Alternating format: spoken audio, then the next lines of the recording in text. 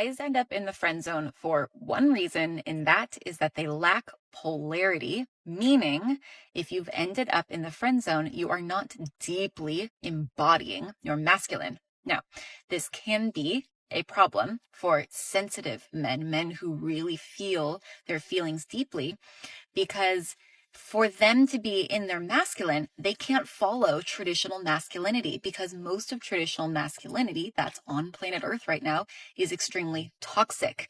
And if you are sensitive, then toxicity, toxic masculine does not feel good in your body, quite literally. And so you've compartmentalized, you've repressed, you've pushed down so much of yourself and so much of your authentic masculinity that you might not be showing up with women really rooted in your masculine because you've never seen it done before. So if that is you, just keep following me, because I have more to tell you, and there is a way for you to be rooted in your masculine in a way that suits you, in a way that allows all of you to be present, in a way that is healthy and that is not toxic and that turns women on. Ho, ho, ho! Fiction can be fun. Sister, I gotta ask, what the hell are you smoking? I mean, let me get this straight. You're saying that most men today repress their masculinity because they can't accept masculinity because, in your own words, most traditional masculinity is extremely toxic. So who made you the queen of all things to label it that way? That masculinity that overwhelmingly covers the world today, you know, the things that keep all the infrastructure going, keep commerce going, keep you safe? All those cops, soldiers, and firemen that are filled with toxic masculinity, yeah, that's a problem. And I find it super hilarious how this queen literally believes her own BS by saying, oh yeah, well follow me and I'm gonna teach you how to be masculine in a great way that's gonna attract women. How in the hell can you even claim that? You have no clue what it is to be a man. Let me put it this way, ladies, if you think I'm full of it right now. What she's saying is the equivalent of me saying, well, you know, most women don't really know the entire journey from conception to giving birth, because most of the things out there today are female toxic. But follow me, this gorilla's gonna teach you the entire way how to give birth properly. I mean, you know, going into the third trimester, you're gonna feel a certain pressure, certain push. I know what I'm talking about. Just follow me. This gorilla is gonna walk you straight through it. Sounds dumb, doesn't it? Well, that's exactly how this queen is sounding to most men. Listen, sister, do yourself a favor. Have a coconut smile. I mean, seriously, what kind of a sales pitch starts off by you insulting the audience that you want to follow you? But then again, it almost sounds like you're thinking like a woman. Moving on. Okay, so no one prepared me for the trauma that comes with dating an older man. No one. So lately I've been dabbling in dating, older men, maybe like 35 and up to like 50. I know that's like kind of high, but right, they're like the same age as my freaking parents, my dad, basically. Like they can be my dad essentially. But I'm currently kind of like really like focusing on one. He's 36, right? And so the 36-year-old has already thrown 2 tantrums at nice ass restaurants and nice hotels, thrown 2 tantrums at me, blocked me on Instagram, blocked my number, has called me off an unknown number, and has acted like a complete child. And it's only been a month. So that's what I'm going through currently. Oh, poor you. Okay, so because you dated one man or a couple of men that are older than you, that are in their 30s, and the guy that you're going with out right now threw a couple of tantrums, this means that all older men are like this. Hold up there, queen. Let me introduce you to this thing called accountability. What do I mean by that? Let me start off by saying something that's very evident here. This girl has said many times to my male viewers, specifically my younger male viewers, you must vet the women that you're with properly. No one's putting a gun to your head and making you go out with her or making you put a ring on her finger. If you chose the wrong one and it blows up in your face years down the road, you can only blame yourself. Guess what? That's a two-way street there, sister. So your story so far is telling this gorilla that you are choosing this type of man. I'm just going to assume that you're going by type, not so much by age. You probably date guys closer to your age that are that exact same type. They have a temper. Because as we know, nothing stirs up a woman's fifis more than drama. And finding a dramatic man,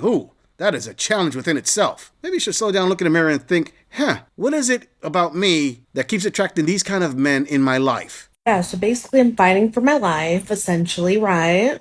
And going into this, I thought everything was going to be all dandy. I thought I was going to get, my little sprinkle on, be taken care of, be flown out. Which, let me get to this. So me and the 35-year-old are planning a trip. Hopefully this month. We're supposed to go to Hawaii. And, he's supposed to take care of everything. So we're gonna actually see if that happens. I'll definitely keep you guys updated if we make it to Hawaii and if I make it without freaking stabbing him because he's like kind of annoying. Oh, and also if we make it out alive of the trip with him not throwing a tantrum because he doesn't get what he wants. My advice to younger girls or girls in general is just don't do it. The young ones act like freaking 5-year-olds, the old ones act like 5-year-olds. The only way they'll act not like 5-year-olds is if they're like incapacitated. Like honestly, if they can't talk, they can't hear, if they can't essentially breathe, they won't act like children. So that's my TED Talk for today. Goodbye. Yeah, but the hose! Oh, what? It's too hard to get the hose. Oh, dang, the truth came out. She's a sprinkle girl. This came out of her own mouth. This girl is not putting one word in her mouth. She's complaining about a guy that she's with, but she's sticking around because she wants to get flown out. She wants the guy to spend a whole bunch, treat her like a frickin' princess, giving her the world. And she said that he acts like a little kid when he doesn't get his way. If you put all those clues together, the only conclusion that you could draw is that this young queen is demanding a lot from this man, and when he demands something back, she refuses him, and he gets upset. And even though we don't know the details, if he's paying for everything that she demands, and he demands something back, and she says no, I'm not going to call that a childish tantrum. This gorilla would be upset about that too. Listen, sister, you can't be the victim while at the same time trying to take advantage of the guy. If this gorilla didn't know any better, this sounds like the complaints of a sugar baby at best. So what is it? You want him to spend all his money on you, but when he demands some sugar, you give him some excuses. Oh, I got a headache. Oh, I'm on the rag. Oh, I'm just not feeling like it. Oh, get me in the mood. I'm just spitballing here. That's what it sounded like there, princess. Especially when you give out the advice to other women. Oh, I don't recommend you girls do this, but you're still doing it. In other words, I want to continue to be the sugar baby to drain this man's resources, and I don't want anyone else to compete against me. Although I admit this gorilla would find it funny if he flies her out to Hawaii and then just leaves her there and flies back. A follow-up TikTok of that would be hilarious. Moving on. Some of the most beautiful women that you see are heavily insecure, so let's talk about this. In my last video, I talked about some things to look out for as a beautiful woman and why certain things happen to you. They're more negative, but they are honest and true. But some very gorgeous women are heavily insecure, and it is because of the attention that they receive and the negative repercussions that come with being beautiful. And unfortunately, if you're a very beautiful person, a lot of trauma can come with that, meaning your boss treats you a certain way or says certain things to you. Maybe you have some trauma of being people saying disgusting and degrading things to you about your looks. Maybe you're very bullied by women and have a very hard time connecting with other women. I know for some clients, their beauty has caused them a lot of pain, which is why they started gaining a lot of weight as a way to protect themselves, or they don't wear makeup, they don't get ready for the day, they don't wear things that would normally flatter them, and they choose to not do those things to protect themselves. This is what I call an insecure, beautiful woman. It's very hard in the workforce as well when you are known for your beauty and you're trying to get your boss and coworkers to take you seriously. People might even ask, don't dress a certain way, don't look a certain way. They might warn you, oh, this is not the industry for you. You could never thrive in a business like this because of how you look. Truly, if this is a problem for you constantly in the work that you have, you need to find a supervisor, a boss that does not fear your beauty, or it's more celebrated along with your friends, the people you date. Your beauty needs to be celebrated. Stop hanging around small people who make you feel small because of the way you look.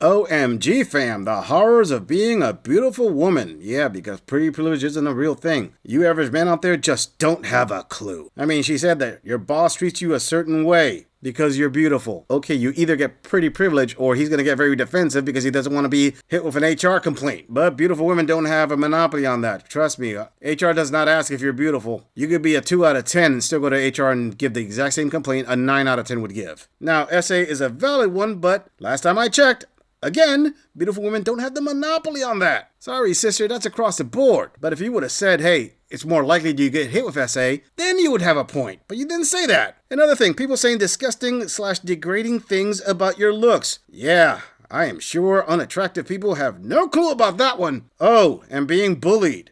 Again, you don't have the monopoly on that either, sister. There's not one thing that you've mentioned so far that I could say heavily outweighs pretty privilege. But I gotta say, the cherry on top of all this is you coming up with excuses as to attractive women being lazy, putting on weight and all that, making themselves unattractive to protect themselves. Question, can average men use that exact same excuse? Say, hey, you know what? I'm not a super good looking model to protect myself. And this queen says that when you're beautiful, it's hard for your coworkers to take you seriously, blah, blah, blah, blah, blah. I'm sorry there, sister. This girl has said multiple times, those who have lived with privilege all their lives, when they finally get equality, it feels like oppression. Yeah, I'm gonna say it. This girl has worked for decades in the corporate world, and guess what? Attractive women have come in, has worked alongside this gorilla and everyone else. You don't get any special privileges, and you also don't get oppressed. And people don't say you're dumb just because of your looks. What they do is they give you a workload. They'll give you a job, they'll give this gorilla a job. Joe, Mark, Stacy, the whole team is going to get their job. And a standard's going to be put on the job. Somehow, some way, if you're given the same standard that everybody else is given, and then you find that an average-looking Joe or an average-looking Jane can reach that standard quicker than you can, that means that you're being oppressed. OMG. I got passed up on my promotion because I'm beautiful. But because Jane is a 4 out of 10, she automatically got the promotion. And Rick over here, yeah, since he's a dude, that means he automatically gets promoted too. We're just going to ignore the extra hours he put in. Save it, sister. This girl has heard this a bunch of times in the corporate world. Equality is an oppression. The only reason you're complaining is because you can't ride your pretty privilege all the way to the top. You actually have to produce. So there are two paths that I really think that you can go as a very beautiful woman. Point A is that you lean into your beauty and you learn to be confident with it and deal with all the snide remarks, but it doesn't get to you because you've accepted that this is a part of your life. Or you're a beautiful person and you lean into the snide remarks, the mean comments, the stupid things that happen to you at work, and you let them make you small. Now, I want to talk about a different tier of women. Okay, there's beautiful women. That's a tier that a lot of people aspire to. But then we have another tier. A beautiful person who is well educated and successful on her own. Not only is she a threat to women now, but she's also a threat to men. I have a client who is drop dead gorgeous, but she is very successful and has taken a lot of positions that men and women have fought for. She's going through a lot of scrutiny. I keep telling her this. You're going to keep dealing with this for the rest of your life. So you might as well get comfy and cozy. You are going to be misrepresented. People are going to talk about you. And for some people, that is so scary to be seen. Your light is so scary to show how successful and bright you can be. Even to yourself, though. It's terrifying. I think a lot of celebrities have mastered this. They're good looking. They're successful. They work hard. They have it all. I mean, that's what it seems, but you know what I mean. Lean into your light. Girls might say, wow, you get so dressed up. You do your makeup. I could never spend the time like that. Because the thing is these comments are made to make you feel small, and you need to prove that you won't go that way. Because you're not the one. Do not make yourself small because of small people. Embrace all your natural gifts that God has given you. People spend hundreds of thousands of dollars to look a certain way. Everything that my sister says to me is women are not meant to be seen. We are meant to be heard. So if you are a gorgeous woman, lean into your talents, your education, and your mind as well. You will be a double threat, but what else are you going to do? And fam, there it is.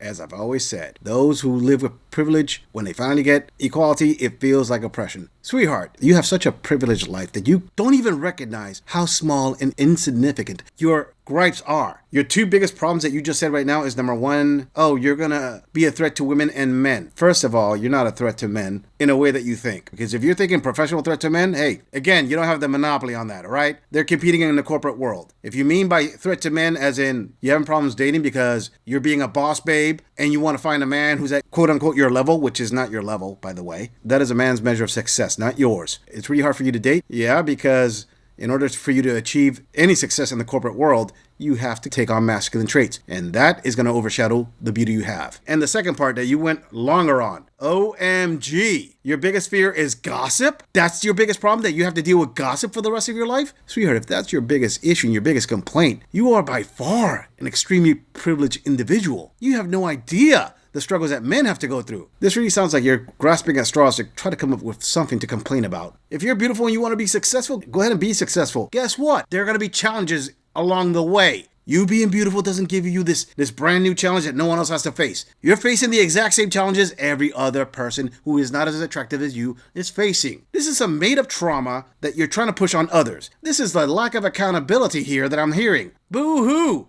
Poor you! You're still going to have guys who are going to invite you out, pay for your dinner, pay for all the dates, invite you to go on trips. They'll pay for everything. You have so many benefits. You right now, the way you look, you could be flown out right now to a yacht party in Miami, to a vacation in the French Riviera, to Carnival in Brazil. And there are men out there that are going to pay it based on your beauty alone. Ask a woman who's a 2 out of 10 if she gets that. Oh, that's right. They bully you. But don't worry, sister. There's a great equalizer out there. I promise you. It's called being a single mother. Pop out a couple puppies from a couple of baby daddies. It'll knock you down several levels, and then you'll know exactly what average women go through. Or even better. Why don't you marry an average guy who makes half what you make, and then divorce him, and then he gets half your stuff plus an alimony payout? Then you'll actually have a real world struggle to complain about. Until then, cry me a river. Squeeze me? Oh, no, you dick.